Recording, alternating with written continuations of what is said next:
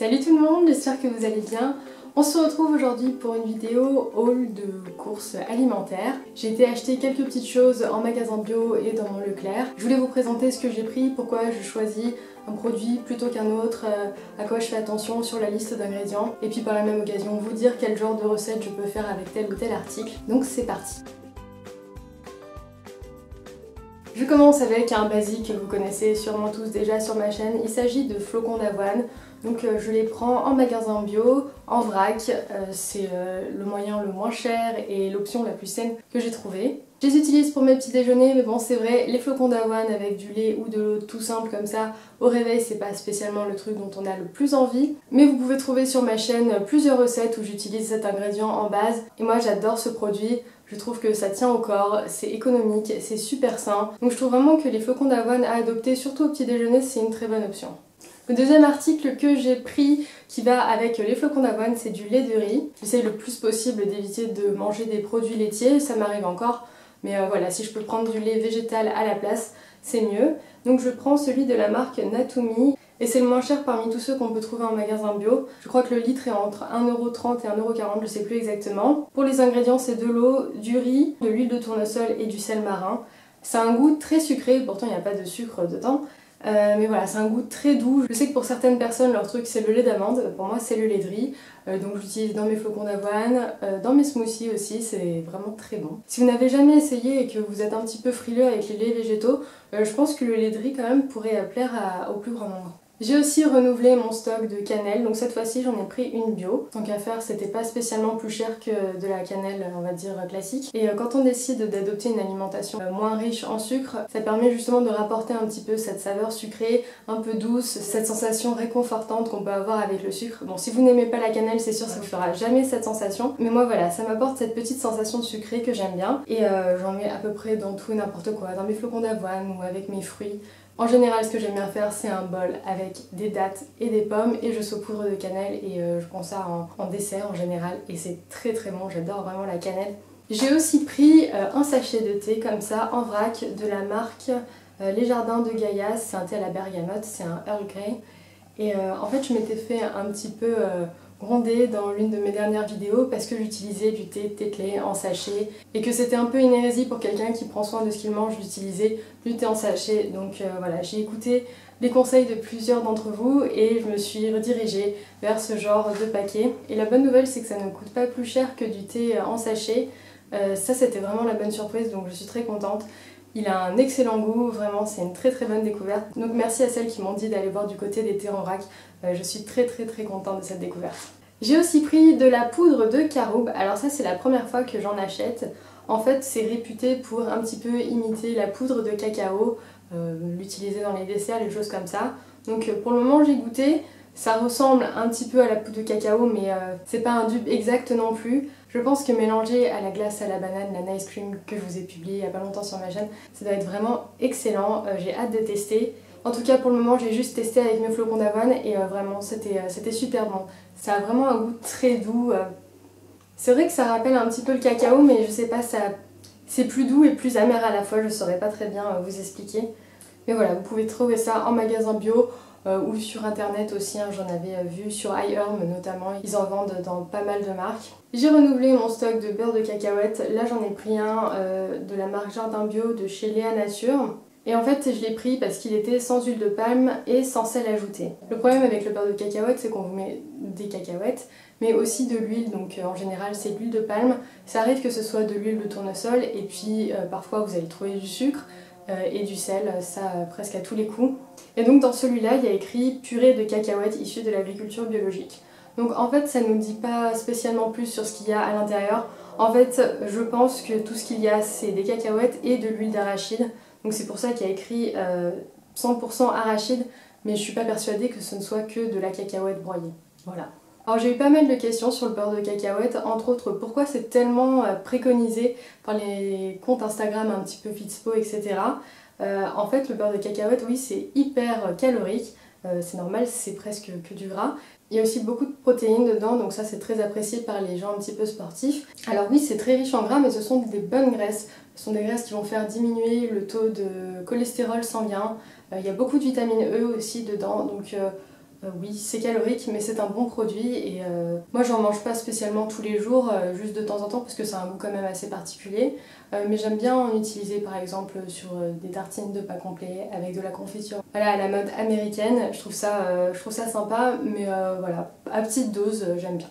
Ensuite, ces derniers temps, je vous ai beaucoup harcelé avec ça, c'est le lait de noix de coco. Alors je vous ai dit 1000 fois que j'adorais le congeler, soit dans des moules à glaçons, soit dans des moules à muffins. En fait, dans la plupart des laits de coco, vous allez retrouver de la carrageenan, c'est un additif qui sert en fait à émulsifier le produit. Dans le lait de coco, en fait, vous avez une partie aqueuse et une partie plus grasse, et pour que le tout reste bien mélangé et homogène, on utilise ce genre d'additif. Et cet additif-là en particulier, la carrageenan, est incriminé dans des cas de cancer des intestins. On l'accuse aussi de provoquer voilà, des troubles digestifs. Donc j'essaye de rester un petit peu loin de ce genre d'additif. Dans celui-là, il n'y en a pas, il y a juste un épaississant et c'est de la gomme de goire. Oui voilà, donc voilà, ça reste un additif beaucoup plus neutre. Donc voilà, faites attention, la carrageenan, vous en trouvez dans énormément de produits, dans les crèmes fraîches végétales aussi, hein, au soja.